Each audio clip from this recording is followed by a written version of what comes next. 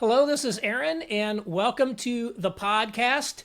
My guest today is William Wolfe. He's the executive director for the Center for Baptist Leadership. Now, it's an affiliate of American Reformer, where I'm a senior fellow, so full disclosure there. But since I'm not a Southern Baptist, and since the organization has its own Baptist board, I really don't know as much maybe about what they're up to as I'd like. So this is an opportunity for me to get William on and hear more about. So William, thanks for joining. Aaron, it's great to be here. Thank you for having me on. There are a lot of Baptist organizations that are already out there. What prompted you to start CBL?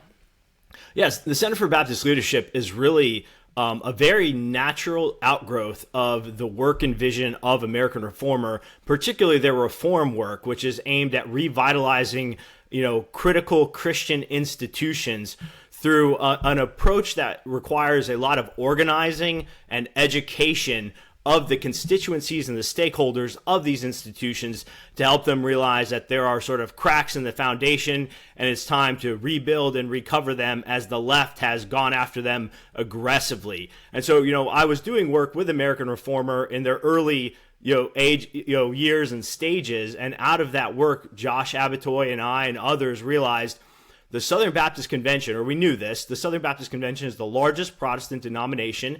It is being moved in a leftward and liberal direction, aggressively so over the last 10 years. And this is a whole area of focus that could use its own organization dedicated to it. And out came the Center for Baptist Leadership. So what are some of the issues that you focus on and some of the things you're concerned about? Yeah, so we have sort of two main lines of effort. The first one is theological fidelity and revitalization of the Southern Baptist Convention as an institution writ large, which is an interesting thing, Aaron, because the Southern Baptist Convention as a denomination or a convention, whichever term you want to use, has multiple institutions within it. 6 seminaries, the Ethics and Religious Liberty Commission, NAM, the International Missions Board. And so, there's a lot of sub-institutional work to be done there. The main things we want to see is recovering fidelity to our Baptist theology and commitments in a day and age that's really trying to undermine those. And a lot of those are on the same issues we've seen in the culture on race, critical race theory, things like that, on increased acceptance of what you could essentially just call feminism in terms of embracing an egalitarian approach to the ministry, having women serve as pastors in the pulpits of Southern Baptist churches, etc. And then also really just the broader cultural posturing of the Southern Baptist Convention in America today. So really just we're looking at what Baptists have said they've believed for decades, over a century, and saying if we don't come back to believing these and enforcing these things, as what happens with every other Christian institution, it will essentially go the way of the United Methodists. So where do Baptists actually fall on some of these issues? So you mentioned women's ordination. That is the one that I guess I know the most about because there was a big debate about it. And there was this proposal by a guy named Mike Law called the Law Amendment that would have essentially, I'm probably getting the details wrong, made it kind of a constitutional issue that you couldn't be part of the SBC if you had female pastors. And that basically failed. Now, it did get a majority vote. It has to pass 2 years, and it passed the first year. The second year, it failed. But it got a majority vote. It needed a supermajority to pass. But it seems like there were, a significant number of people who didn't care about that issue or somehow didn't. Like, where kind of are the percentages in the SBC on some of these issues? Because it does seem like there is a constituency in some places for some of this stuff. Yeah, well, it's a sort of knotty conversation, Notty, knotty. Like it's difficult to unpack, and what I mean by that is that the rank and file Southern Baptist Church, which 70% of all Southern Baptist churches are 100 members or less. So the average Southern Baptist church is what you would call a small church, but it's not a small church, it's average. 100 members or less. This is the kind of church I go to. They are holding the line firmly on this, basic theological commitment that really serves as a backstop against going full-blown liberal. Because once you let this in, so many other things come. but at the elite echelons of the denomination, particularly at organizations like the North American Mission Board, which is the big church planting organization here in America, they've adopted a very sort of seeker-sensitive, friendly to the left. We don't want to draw hard theological lines, and they're kind of steering this ship in that direction. And they drive a lot of the attendance at our annual meeting. So you came to our annual meeting last year in Indianapolis, and we had less than 12,000 voting Southern Baptists there, representing essentially, 13 million Southern Baptists. And so that mixture of the room that actually votes on things skews much more towards the 30% or less of the mega churches that are really trying to get looser with doctrine to appeal to broader evangelicalism. Quite frankly, they don't really want to be Baptist anymore. They just want to be loosely evangelical. And so that room is not necessarily the best representation of where Baptists are. It's just who the Baptists in the room, where they are. And the last thing I would say on this too, Aaron, is that even though it did get a majority 2 years in a row and yet failed that second year, now the Credentials Committee, which is the governing body in the Southern Baptist Convention that's supposed to rule on whether churches are or are not in accordance with our statement of faith, has made some really big mistakes this last year, sending out emails that got made public saying, hey, these churches with female pastors, they're okay. And when that happened just about a month or so ago, when we were at NRB, actually, it sparked a firestorm that made people realize the people who were pushing the law amendment were right. The process doesn't work as we were promised. And now, Aaron, this is very interesting, a more moderate bloc in the Southern Baptist Convention, not your hard right-wingers, but a more moderate bloc of more mega-church-oriented pastors are saying, hey, we need this, and we're going to bring it up again at our meeting in Dallas. So you think that this is not dead? They're going to, this issue is going to stay going? Yeah, it's certainly not dead. We are going to vote on it again in Dallas, and they're going to try to circumvent the 1 year iced in committee waiting period and bring it right to the floor for a vote in Dallas for that first year vote. If we can get that 66% vote there, then it's on to Orlando for next year to try to ratify this thing. And I feel fairly confident that we will be successful in this sort of law amendment redux, because more people realize now that the prophets on the wall were right about this one. So that's like one of the issues that's kind of out there. And what, I guess, makes CBL's approach differ from the traditional conservative approach to institutional battles? Yeah, well, quite frankly, the traditional conservative approach to institutional battles has been to cut your losses and run. Right? As soon as the left gets any sort of majority on a board or a governing institution, historically, and you know this, you've done a lot of work on this, the conservatives say, all right, it's time to leave, cut our losses, go start our own thing. The Southern Baptist Convention, almost unique in American history as one of the only conservative denominations that had been hijacked by the liberals and then reclaimed by the conservatives in the conservative resurgence, stands as a testimony of the ability of conservatives to organize, fight, and win. And that was 40 years ago, though, Aaron. So it's a new generation, and it's a new battle. And the battle of conservatism versus liberalism is not exactly the same. The lines are drawn differently, but the pattern is there and obvious. And so one of the things we're trying to do is we're really trying to educate Southern Baptists and get them to re-engage with the Southern Baptist Convention. One of the things that has happened over the last many years is your average smaller Southern Baptist church has just checked out. And the more conservative ones have checked out too, because they think that this thing is moving in a bad direction. There's nothing that they can do. So for the last year with Center for Baptist Leadership, we have focused on sort of platforming an up and coming smart, capable, and prudential class of Southern Baptists to be a new generation of leaders to help educate, activate, and equip Southern Baptist churches across the country to just give us 5% more of their time, come to the annual meeting, make their voice heard, and instead of cutting and running, turning this thing around yet again. Yeah, my understanding is that the conservative resurgence was a kind of an elite program in the sense that the strategy was get our guy elected president, and then he'll make all these appointments, and after a certain number of years, we'll basically get control of everything. it sounds like you're trying to do much more grassroots, if you will, education around. I mean, am I missing this? Is it more of a grassroots strategy, an elite strategy, or?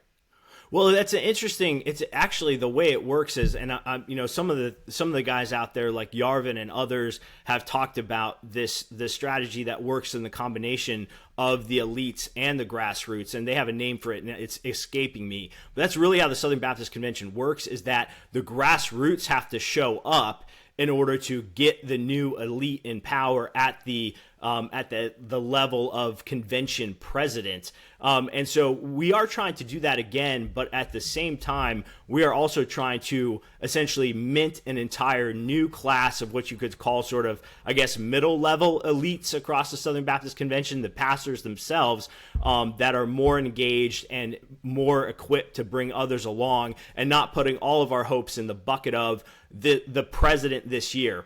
And so we have a better president. There's no doubt about that. We had 6 years of pretty liberal presidents in the Southern Baptist Convention, a solid 6 years. This guy, the new guy, Clint Presley, is much more conservative. He's open to dialoguing with conservatives, talking with them, hearing their concerns. And so he's very much sort of a positive shift for us. But at the same time, we do need to have more than just one guy at the top year over year. We need to build a new culture, and in that culture, we need sort of, we need lieutenants that are leading little platoons more than just putting all our hope in one general, so to speak. When you say like a new generation, are these actually younger guys? Is there something of trying to like get more young people up and coming? Yeah, that's absolutely what it is. So, I mean, I think you would know this too, and a lot of your listeners would, that there's a lot of incentive structures in the evangelical world to be what we could call, say, a good boy, to go along, to play the game, to never challenge the system, and when your buddies who are in the system start doing wacky things like encouraging Christians to read more critical race theory without any of the appropriate caveats, enacting DEI policies at your churches and at the convention, you just sort of bury your head in the sand and look away. So what we're trying to do as Center for Baptist Leadership is give this class of mid-30s, early 40s, smart, capable, like really some of the best thinkers and writers out there in the SBC who don't want to be part of the system, give them an incentive structure to be able to have their voices heard, to reach more people, to write articles, and engage and shape this convention and all of really American evangelicalism for the better. So we're kind of creating a new credentialing system, but for the good guys. And we've had good return on it. I won't mention anybody's names in particular, but we've had guys who have written for Center for Baptist Leadership, who their articles have been picked up by the national media, and then they've got to go on and do TV hits. That's a solid sort of incentive and reward for being conservative and do the right thing. We've had other guys who have written for Center for Baptist Leadership who have gotten multiple sort of book offers out of the ideas that they're proposing for us. Again, that's a very good incentive and reward structure that previously you could only find through places like the Gospel Coalition, Christianity Today, and I'm doing a lot of that work as our executive director behind the scenes to get these good guys, the late 30s, early 40s guys who are willing to help change the system, not just be a part of the system, have these opportunities. That's interesting. I didn't know they were getting all those TV hits. I'm not getting any TV hits. Maybe I need to. You should write for us. I'm a Baptist. Start writing for you. You know, when it's a little peripheral to my work, but the kind of anti-woke activism fascinates me because you look at a guy like Chris Rufo. I mean, he really has had an incredible impact on institutions. I mean, even very structurally liberal institutions like universities, similar with Robbie Starbuck and corporate America, where he sort of like targeted these corporations to get rid of DEI policies and succeeded. And so they're going into like what I would call difficult terrain as these activists and actually having a lot of success. I haven't seen the same level of success in the evangelical world. It seems like most of the people who are anti-woke activists in the evangelical world have not had the similar levels of success. So why do you think that is? Yeah, I mean, thanks for bringing that up. That is really sort of a key part of our mission, right? And when we say we want to get back to theological fidelity and historic conservatism in the Southern Baptist Convention, a lot of that is purging the wokeness that has infected this, critical Christian denomination. And we do need essentially an effective Christian version of a Chris Rufo or a Robbie Starbuck. I'd say maybe one of the closest things we have to that would be two people like John Harris and Megan Basham.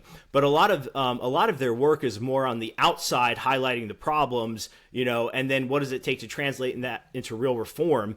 Well, it's tough, and here's why, Aaron. A couple things. First is that when Chris Rufo is going after these crazy leftists in the university system, it's clearly shirts versus skins, like good guys versus bad guys, all conservatives on one side, all crazy woke liberals on the other. Same sort of dynamic for Robbie Starbuck. But when you bring that into the church world, unfortunately, what we have is we have a lot of guys who call themselves conservatives that are essentially promoting a Christian version of what Claudine Gay was doing at Harvard, or a Christian version of what like Target is doing with their like woke activism. But they call themselves conservatives, so then it's not so much shirts versus skins, but it's like one good guy against another guy who's calling himself a good guy. Then what do we have? We have church conflict. There's not a lot of appetite for that. Things get sort of effeminate really quick, and people get, really hurt that you're saying they're not as conservative as they are. So that's one dynamic that's very difficult. Joe Rigney has talked about this. He said, even as we see wokeness rolled back in the culture, I'm not so sure it's going to be rolled back so quickly in the church, because these quote-unquote conservative Christians are actually really bought into a Christian version of DEI and sort of wokeness. The second thing too, Aaron, is fundamentally, I think, just funding. People like Chris Rufo and Starbuck, they have teams, they have people working for them. It's sort of sexy work. It's explicitly political. So your classic Republican or conservative funder feels very good about giving money to it. When you're fighting wokeness in the church, so to speak, some people can take that as sort of like a sectarian battle. They might say, well, what does it matter if the Southern Baptists go woke or if the Presbyterians go woke? That doesn't affect me. And one of our messages is it absolutely will affect you. The Southern Baptist Convention trains more pastors in America across all denominations, not just Baptist, not just the Baptist, than any other seminary system in our country or in the world. And so what we need fundamentally, Aaron, is we need essentially a patron class to wake up and realize how important it is that we fight to get rid of wokeness in Christian institutions as well, alongside of higher education, corporate America, and the political world. You were just recently in the Oval Office meeting with President Trump along with some other faith leaders. How was that? Have you ever been in the Oval Office before? I know you worked in the first Trump administration. Have you ever been in the Oval Office before? That was my first time inside the Oval Office. I had a West Wing tour before at the end of the first Trump administration. Trump was not there that day, though, and so we went all over the West Wing.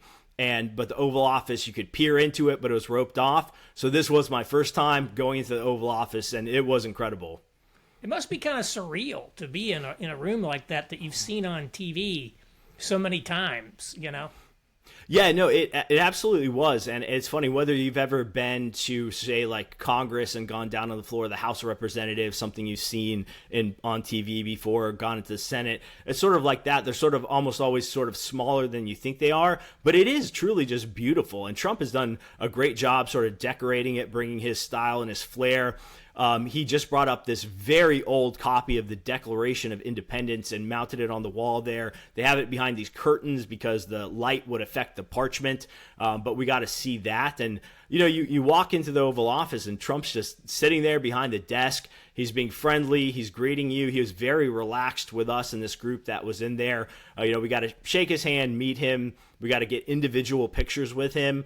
And so, it's truly, it's an incredible memory that will persevere in my family for generations. Dad, granddad got to meet the president, get his picture with him. So I'm really thankful for that opportunity that we had.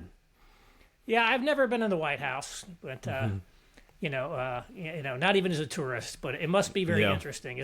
I have been in the old executive office building before. That's as close as I've ever gotten. I did have to go through some crazy security for that, as I recall. It was not a very pleasant experience. Yeah. Can I say one more thing about that real quick? Yeah.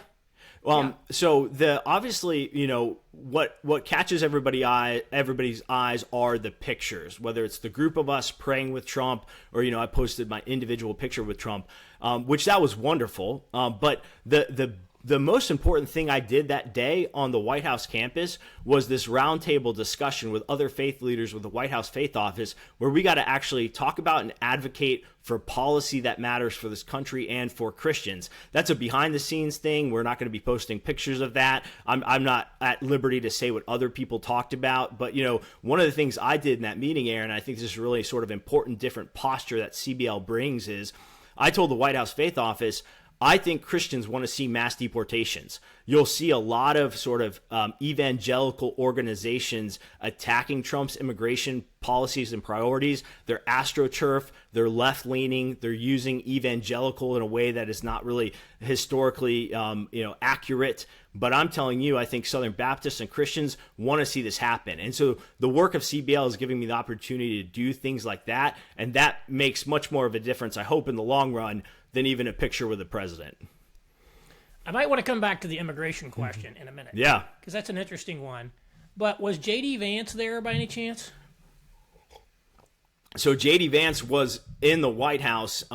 We saw lots of interesting folks filtering in and out. And some of the people in our group did pass Vance on the stairs, but I missed it. So I did not see him that day.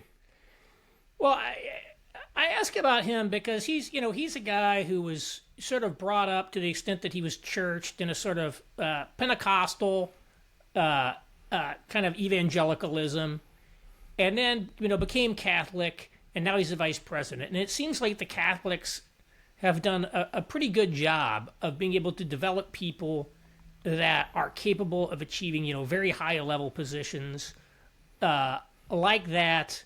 Not to say that evangelicals are, out of it. George W. Bush was an evangelical president. But I do think it's like there is something interesting about the fact that a guy like J.D. Vance, this up-and-coming burner from a very kind of evangelical background, converts to Catholicism and now is the VP and has a very public Catholic identity. I'm curious. This is like one that I'm always curious about. What is your take on why that happens and like maybe why it doesn't go the other direction as much? It doesn't seem not in the current historical moment, going back, I would say, 50 to 70 years. But if you were to go back further than that, for the first couple hundred years of American history, you would see a lot of aggressive, outspoken, bold Protestant political figures. And some of them, of course, were doing things that we might not like or agree with. I mean, somebody like Woodrow Wilson was essentially this progressive Christian nationalist / globalist that had no problem sort of articulating a Christian defense of his political agenda, and even saying things like, America is a Christian nation. So, I mean, I wouldn't want to look exactly at Woodrow Wilson for all of my cues by any means. But, what's happened, though, is that when theological liberalism came in the 20th century and infected the elite American Protestant institutions, individuals who were still socially conservative and sort of culturally conservative, then they sort of lost their ability to matriculate through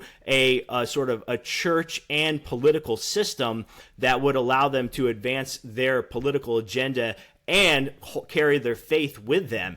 The Catholics, I mean, there's a lot of issues with the Catholics, and there's a lot of sort of denominational split there, but the Catholic elites in many ways have stayed more conservative, even as their base has gotten a little more liberal. But on the Protestant side of things, our elites went incredibly liberal while our base stayed more conservative. And so that matriculation avenue through sort of elite credentialing for social conservative and just generally pro-American conservative Christians in America sort of disappeared for Protestants. And so now we have no conservative Protestants on the Supreme Court. The only individual I think that claims to be a Baptist on the Supreme Court is Ketanji Brown Jackson, right? And so that elite credentialing avenue still exists for Catholics in ways that it doesn't for conservative Protestants.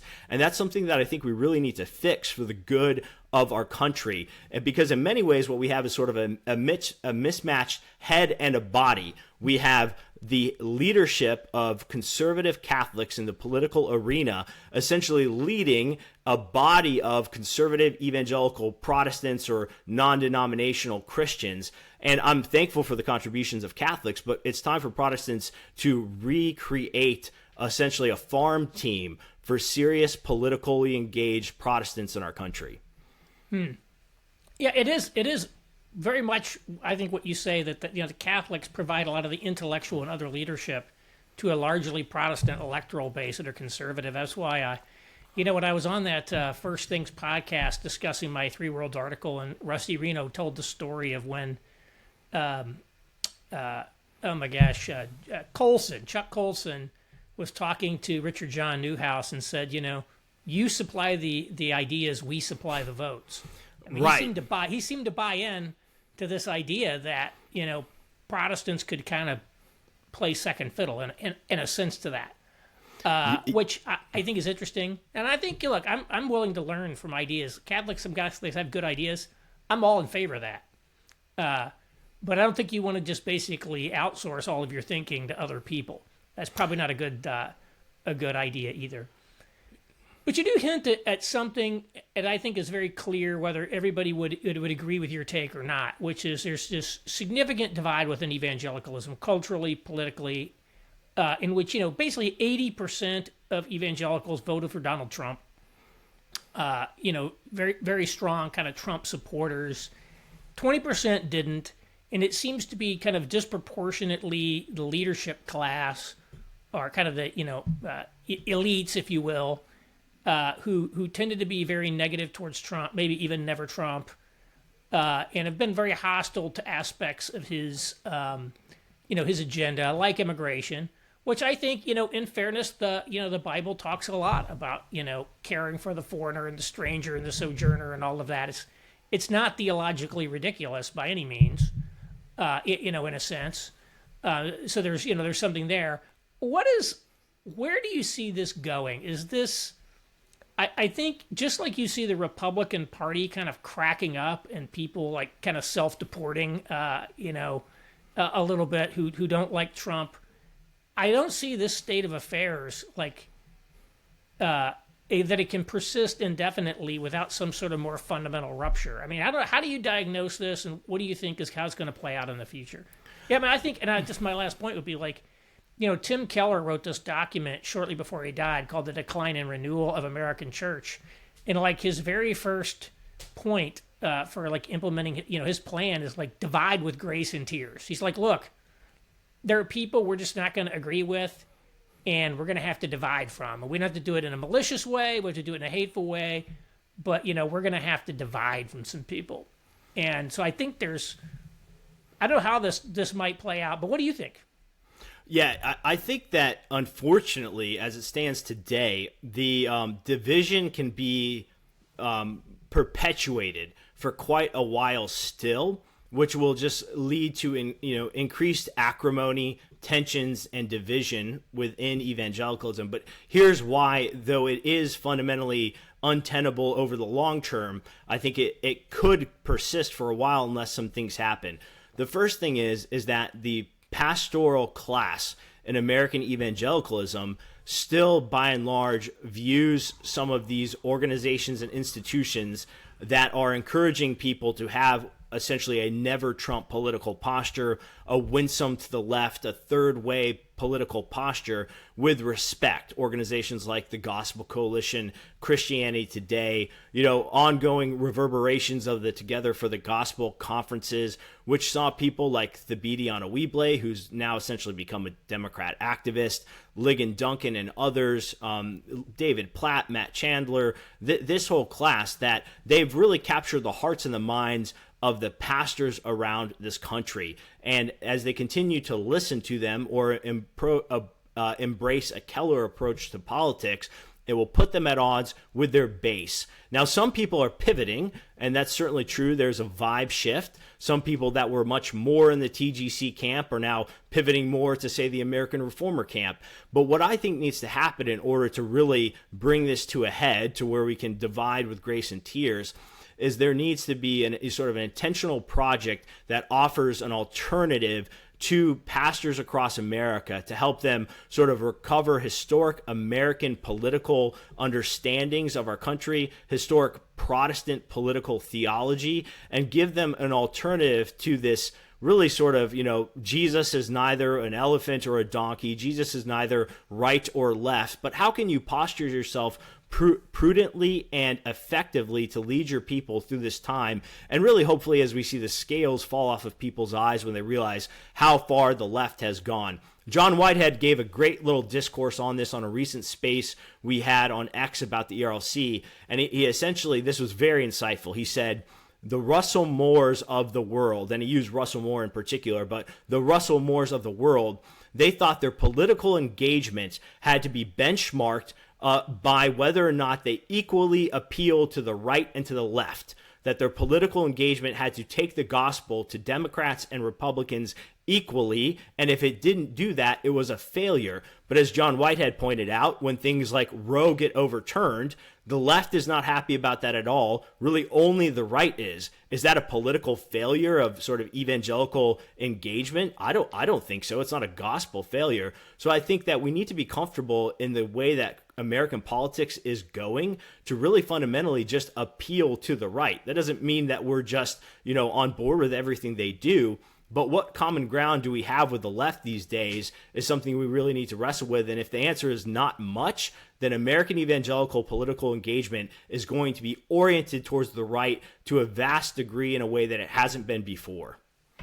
You mentioned prudence and engaging to the right. And, I think, when I look at, Trump and the emergence of the right, I think there are clearly some things that are not really aligned with Christianity, if you will. Just my one example, just to pick one, Trump brags about himself a lot. I mean, I don't think that's sort of, the way we're supposed to do it. And we're going to a sort of a more post-Christian right, that maybe supports, drug legalization, okay with, a lot of things, that are not Christian.